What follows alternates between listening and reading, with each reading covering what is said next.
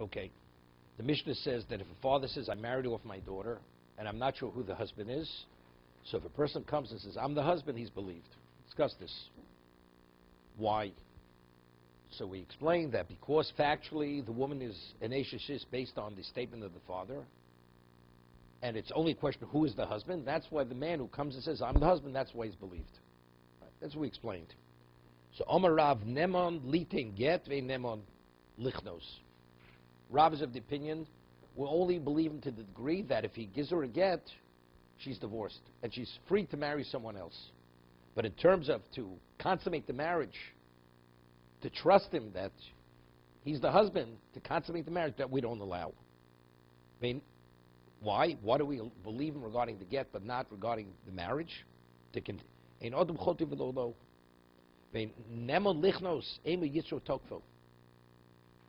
understand? On a Torah level, he should be believed. But since there's a concern, maybe it's Yitzro Tokvo, that he's only saying he's the husband because he has an interest in the woman, so therefore we can't allow it. But factually, if after everything's said and done, we say she's not permitted to you, and he still says, but I'm the husband, so if that's the case, now we're able to go back to what? To the Torah law. He's believed. So he's believed, say he's the husband, we believe him, he gives the get, and now she's free to marry someone else. That's Rav.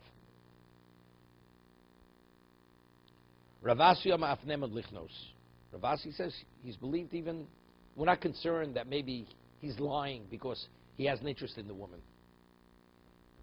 Afnem lichnos. Now, let's stop for a moment. We're going to discuss later in the parak, there's a concept known as that a person, if a person says, you have 1,000 witnesses saying a piece of meat is kosher, and a person says, but I know it's not kosher. He established upon himself that the object is a forbidden object. It's a forbidden entity. He's not permitted to eat that meat.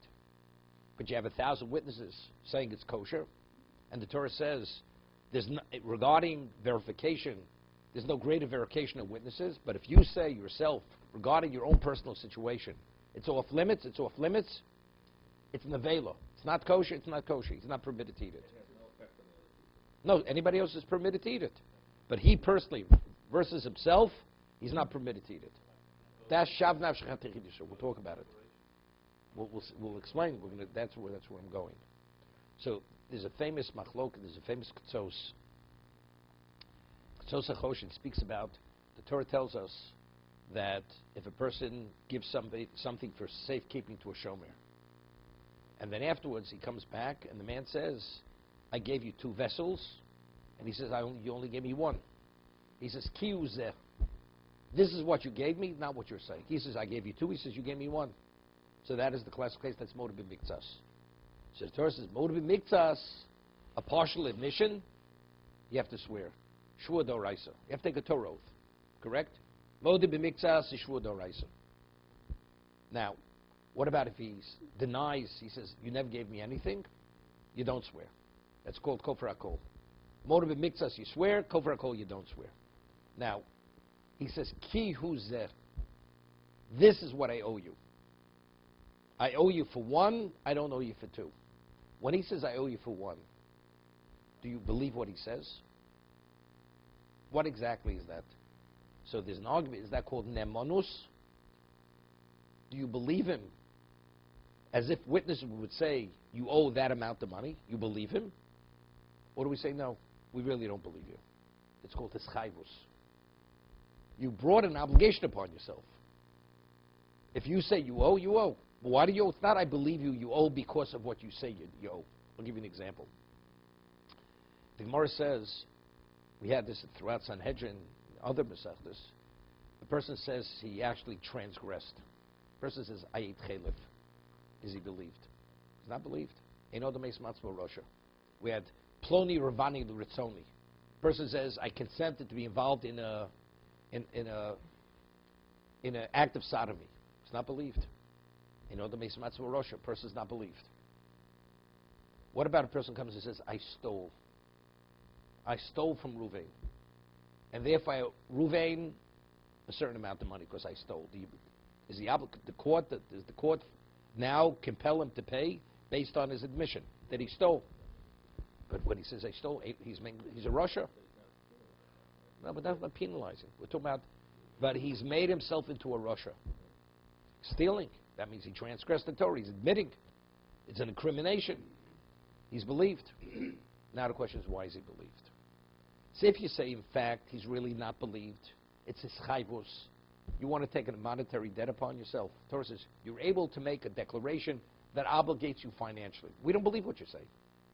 But if you say something which is a basis to obligate you, you have to pay that amount of money. So it's not, I really don't believe you that you stole. I don't believe you stole. But over here, why are you paying? Because if you want to assume that debt, that obligation, you're bound to that obligation. That's the we'll see. That's the position of, he brings Maran Leib. Maran Leib, that's the position of. The Ketos himself says no. And he brings proofs, certain sources, that it's nemonus. It's nemonus. Just as if witnesses come and they testify, whatever the testimony may be, we accept it as fact. It's not just obligation. If witnesses say he stole, he stole. So if that is the basis. It's not only that he owes the amount of money, but rather he's a thief. He's a thief. So therefore he's disqualified. He can't testify. Can't testify. Wait a second. That's motive mixus anyway. Motive mixus. Self-admission. You don't, only witnesses, because it says you're incriminated by others to exclude if it's self-incrimination. That's exeris hakosov. Whether it's belief or whether it's just assuming a financial obligation doesn't make a difference. Okay? Can't forget. Let's focus on the principles. Then we'll talk about the ramifications, the applications. Let's talk about that. The Ketos himself says, Hodos Baldin is nemonus. Like you would believe witnesses when they testify as fact, a person relating to himself establishes fact, but only relating to himself, relating to your own personal situation.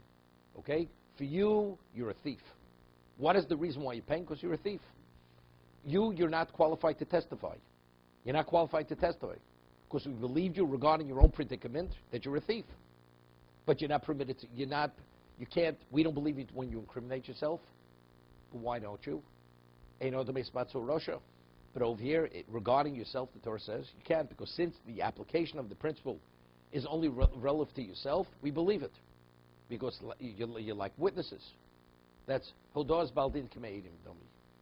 One's admission is like 100 witnesses would testify that what? That you're obligated, that you stole, therefore he has to pay. But it doesn't apply, because regarding yourself, the Torah says you're like witnesses. If witnesses testify you stole, you believe the witnesses. Regarding something which applies to yourself, Torah says you believe. You have the force of witnesses. You can't be an aid any longer. If it's a chayvus, it's purely assuming a financial. It's only this is the way it came about. We don't believe you that you stole. We don't believe you whatsoever. It's only assuming a financial obligation. The other way is, I actually believe you stole. And that is the reason why you're paying. So if that's the reason why you're paying is because you're a thief, if that's the case, you're disqualified. According to what you're saying, you're not a qualified witness. So therefore now he wants to go to chuppah, be a witness under the chuppah. He can't. He's not qualified to be a witness.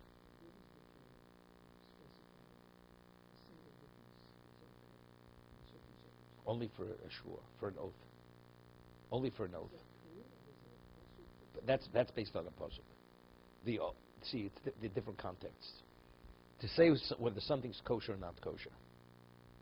That's Eirechot Nem Bisur. A single witness is believed regarding whether something's permitted or not permitted. Where do we know that from? So we mentioned it's an argument with Rashi and Tosas. Tosas says a woman who has a flow says she has to count 7 clean days. And then she goes to the mikveh. So Tosas is, and she's believed. So how does the husband believe her that she counted 7 clean days? But the Torah says, "V'sofel shivas yom," she counts 7 days. So evidently, we see from here that a single witness is believed regarding a permitted and not permitted situation. She wasn't permitted. Now she says she is permitted. V'sofel shivas yom, she counts 7. She tells the husband, "I counted. Now I'm ready to go to the mikveh." He believes her. How do you rely on what she's saying? Eirech Odem Bisurim. A single witness is believed.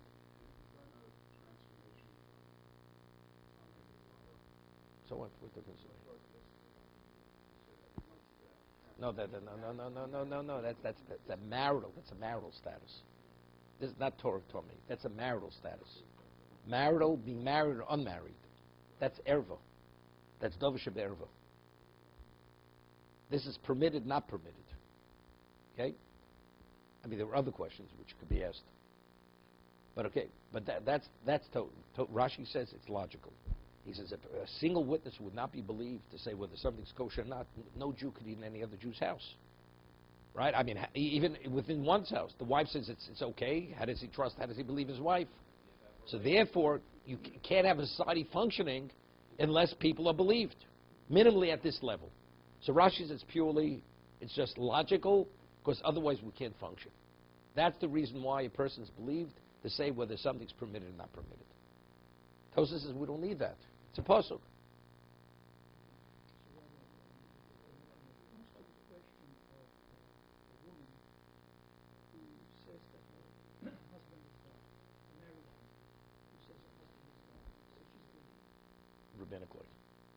Rabbinically, we annul the marriage. We annul the marriage. So it's the rabbi stepping. Right. If they wouldn't step in, she would not be believed. Two witnesses, correct? And there's a halachic difference. If two witnesses say that her husband died, she remarries, and then we find out the husband's alive, she's permitted to go back to the first husband. She can't say she's an adulteress, right? She was a victim. These two people lied.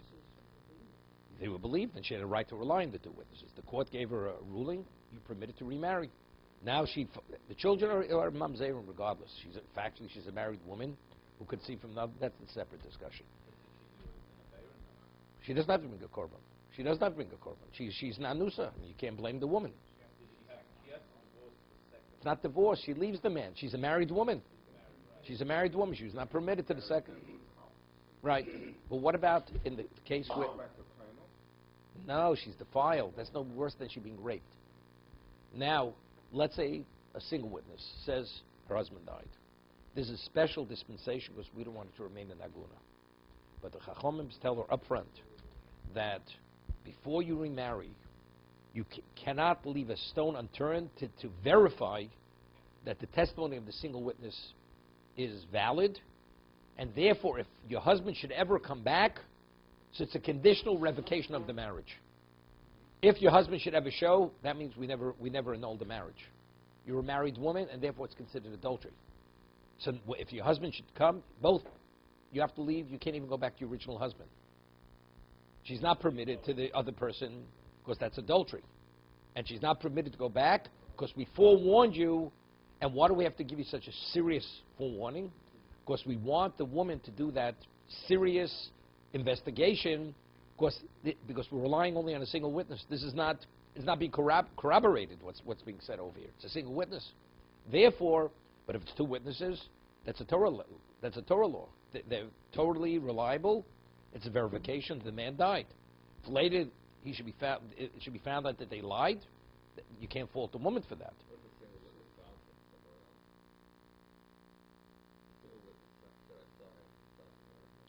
No, he's not believed. Not believed. It's not believed. Definitely not believed.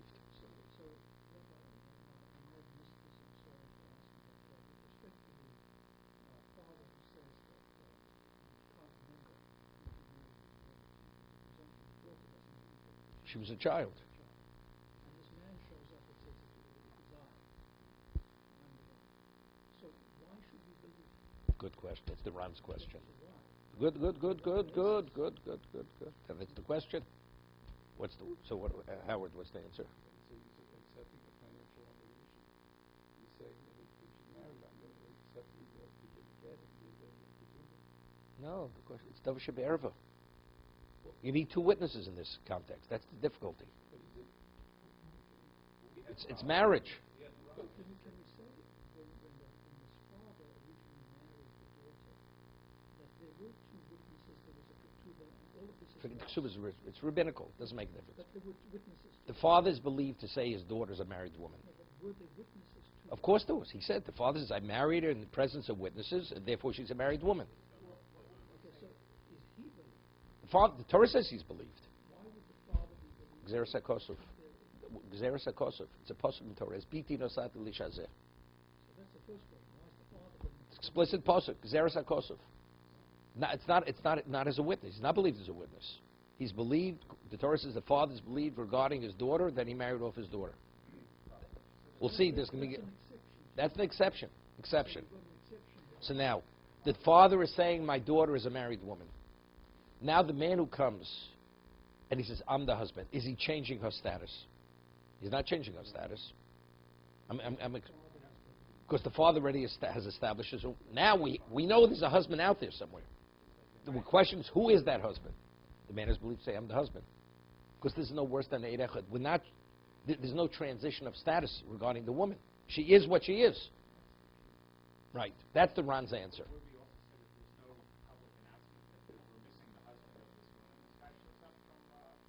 Doesn't, but it's Eid Echad. Eid Echad Nemon. A single witness is believed. The Torah only says you need two witnesses when you extract money from someone. That's a change of status. Here, there's no change of status. The woman being a married woman, she's a married woman. Right? She's a married woman. He's only verifying who the husband is. But whoever that husband is, he is not permitted, as I mentioned the other day, to the mother-in-law and to the sister and so on and so forth. That is there. We just need a verification of who that person is. I'm the person. That's why the person's believed. Okay? That's the Ran. Okay? So let's get back to Shav Nashchati Chidusura. So we have a question, is it nemonus? When a person says the piece of meat is not permitted to me. Person says, I owe so-and-so so much money because I borrowed. Because I borrowed from him. When the court obligates him to pay, based on his admission, is it because you assumed an obligation, or because factually you said you borrowed? So the basis for the obligation is the loan. Okay? That's the argument. The difference would he be disqualified regarding a context of being a thief? Or let's say he would withhold payment. The Torah says if you owe money and you don't pay your debt, you're in violation of a law. I mean, also it's a basis for disqualification. Because if you borrow, you have to pay. Man's not saying, he says, we don't believe in that he borrowed. He assumed a financial obligation. So he's not violating. He owes the money, but he's not in violation of not paying a wage or not paying the debt that he borrowed. None of that. No, which means, okay, this is the way the Tzos learns. So now let's shift to Shav Nashchati Chidusura. A person says this piece of meat, 100 witnesses say the meat is kosher. Okay? He says, I know it's not kosher. He's not permitted to eat the meat. He's established that object, that item, as an object of Yisur. Wait. So the Tzos learns. Anything the Torah has already revealed, anything which pertains to him personally, he has nemonus. Regarding his own personal predicament, you believed like witnesses. You believed. Regarding anyone else, you're not believed. So we shift. Just as regarding monetary, the Torah says you have the force of witnesses. Regarding yourself, regarding whether something's permitted or not, also you have the force of witnesses. Therefore you believed. But let's say you learn like the Maran Leib, right? The other one says, you could assume a financial responsibility. If something's permitted, why should it be not permitted? Right? So that, the Chassam Sofer says, it's a neder. Person makes a neder. Something's permitted, says, this is off limits to me. The concept of Shandach HaShilsur is when you say, even witnesses say, the whole world says something's permitted, I say, it's off limits to me. It's like taking a vow. A neder, it's off limits. That's what Shandach HaShilsur is. He's not believed that it is kosher. He's not eating the vela. He's not eating non-kosher meat. Exactly, because he's established it in the object that it's an object that's off limits to him. No. It's no different than. No. I've witnessed saying it is kosher. No. If you would come to my house, I'd say this meat is not kosher. Of course. I made echad nem b'yisurin. Right? A single witness is believed. So I've established fact it's not kosher. So as I'm not permitted to eat, you're not permitted to eat it. But here I'm countering 100 witnesses. 100 witnesses say it is kosher. So is a single person believes against 100 witnesses? No. So anybody else is permitted to eat it. So that's our question. Is it neder? Or is it you believed only regarding yourself? Regarding anybody else, you're not believed. Because I have witnesses saying factually it's kosher.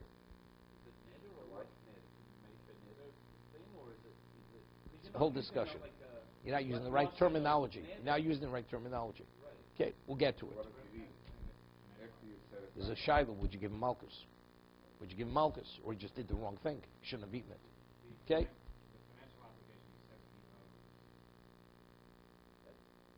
Mhm. He definitely has to pay. So that's what I say. According to, if it's Nemonos, he's believed, so that means he stole. So then you're a thief. So based on what you're saying, you're a thief. If it's just a financial obligation, we don't believe you stole. It's only a means to obligate yourself. We just totally ignore what you're saying. It still ain't no the Mace Matzah Russia. Let me change the line. Let's suppose his father married his daughter. And he died. And a man shows up and says, I'm the husband. And we don't know. And she doesn't know. She has no idea. There's no According record, according to that's a discussion. What would we say now? No, so the Gemara says in that case, he would not even Ravasi says he would not be believed. He's not believed. No. On the Torah level, he's believed. He's believed. He's mad. The Gemara is, because the Gemara will explain that on a Torah level he would be believed. The argument here, whether he's permitted to consummate the marriage, is because maybe the man is lying because he has a desire for the woman, right? So why does Ravasi say he's believed? Because he's afraid of the father, because the father may accuse him of being a liar, being a charlatan, and saying, you're not the husband. So that itself would actually dispel this concern that he's attracted to the woman, he's lying. He's not going to take a chance. He's not going to take a chance to be exposed as a liar.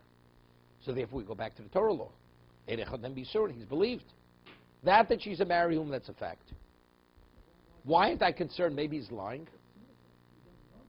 No, we know the father, before he died, he says, I married off my daughter. The father said no. And so why are we concerned she's married? Shows up.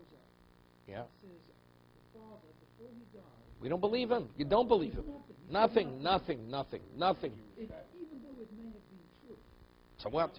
I say to you, you owe me, your father owed me money, and therefore the state is lean to whatever. It's irrelevant. Maybe. But this girl now, She has a cheskes pnuya. She, but if the father in fact did marry her, if, they used to say, if your grandmother had 4 wheels, she'd be a wagon. and all the children are mamzer, If we're not concerned, we're not going to. There's a famous story I always tell over, and this is Rav Moshe Feinstein. Famous story. You know the story. He's under the chuppah, and the grandmother's also under the chuppah, and she had a little bit of Alzheimer's, and she's under the chuppah, and Rav Moshe is the Masada Kiddushin. He's officiating, and the grandmother says to the future grandson-in-law, says, by the way, your mother-in-law committed adultery. She's illegitimate. She's a mamzeris. You have his ears under the chuppah. Yeah. And Rav Moshe is standing there with a cup of wine. He's about to start the ceremony. Masada Kiddushin. Rav Moshe looks at her, turns away, just continues. Just ignored her. Totally ignored her. There must be something wrong with it. Not because there's something wrong. She has no belief. I'm your husband. What do you mean your husband? Your father married me. It's irrelevant. There's no basis for it. There's a presumption you're a single woman. There's a presumption there's cheskes kashrus. There's no reason to say you're not a kosher Jew. You don't have to investigate. Nothing. Rav Moshe ignored it. When we have cases in Gemara where people make an offhand comment in court or wherever, and they don't investigate. When No. would you have an There has to be a obligation? basis. The Gemara says, like a woman to collect a ksuba, after her husband dies, she has to swear. Why does she have to swear? Take anything. Because since it's not unusual that a husband doesn't want his wife to come before the court, so he already gave money on the side. So it's possible she already collected the ksuba. So therefore she has to swear that her husband gave her nothing. But there's a basis that maybe it was paid off. So it's a debt that already has been paid. But out of nothing, out of a vacuum, you want to create a problem? Definitely not. There's an expression in the Gemara called lo chazin lo marsikinon. If you don't see a problem, we're not concerned that there's a problem. Okay? Okay.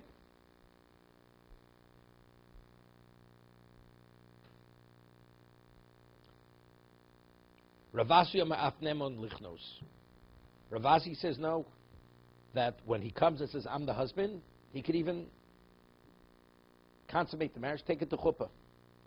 Umoder Ravasi, but Ravasi concurs with Rav. Vomeris niskadashti v'eni udas leminis kadashti. Woman says she's an adult. She says, I agreed. I married someone. Kiddushin. I don't remember who the husband was. I don't remember. Ubo echad v'makidashtio. Shein nemon lichnos. Now this it's a little unusual. The woman gets married. She doesn't remember who the husband was, but it happens. People were married young. The husband was taken away. Comes back. Let's say he was sent to Siberia. Comes back. He doesn't look like the same man. Yeah, David did question, and he says, "I'm the husband." She doesn't recognize him. He looks like a different person. We know she's Woman is an adult. she's an adult. She was married. Now she doesn't know. Now she's got software. She has the man that claims he's the husband. She doesn't recognize him, and he claims, I spent the last 15 years in Siberia. I'm back. She knew she couldn't remarry because she didn't know whether her husband died or not in Siberia. No. That would be the case. She knows she's a married woman, and now he claims that. And she says, yeah, he seems to be familiar. Do you believe the man? So according to this, Ivar Vasi would say you would not believe him. You would not believe him in that case. Right? Because the concept of mirsas has no relevance. Give a get, yes. He could give a get. But he would not be permitted to marry her. Even after he gave the get, he can't marry her. Can't marry her. But she would be a familiar. She'd be a penuya. This is exactly what Rav is saying. The only reason why he's saying that I'm the husband, because maybe he has an interest in the woman. But the moment we say he's not permitted, so then we go back to the Torah law. He's believed. She's a married woman. We know she's a married woman. And Eid Echad would be believed, because he's not changing her status. Now he gives her the get.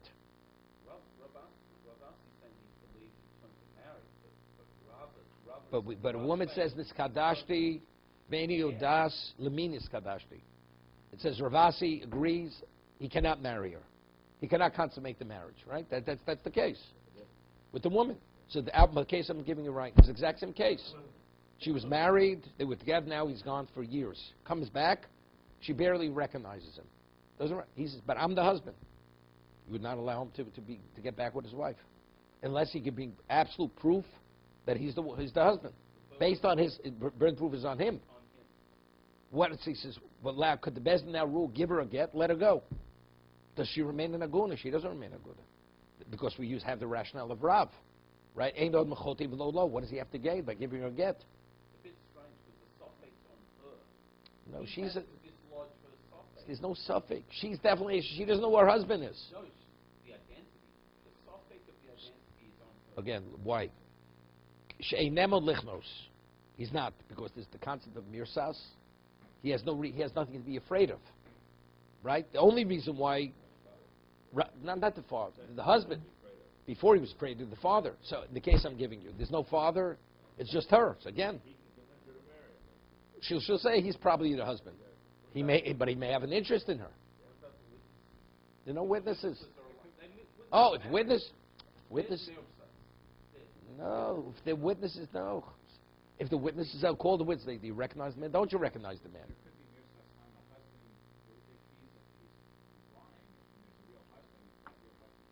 But you see, the mirsas is only no. We'll see in a moment. If he's the only one here, there's no father, there's no mirsas. He's not afraid. He'll take his chance. Even Ravasi agrees. He'll take his chance. Okay? Ravasi would agree he cannot marry her. But why do we believe him for the get? But actually, we're going to permit her to marry someone else once he gives the get. Because now we have to. Because what does the man have to gain by saying he's the husband? So evidently he's saying the truth. Okay, good.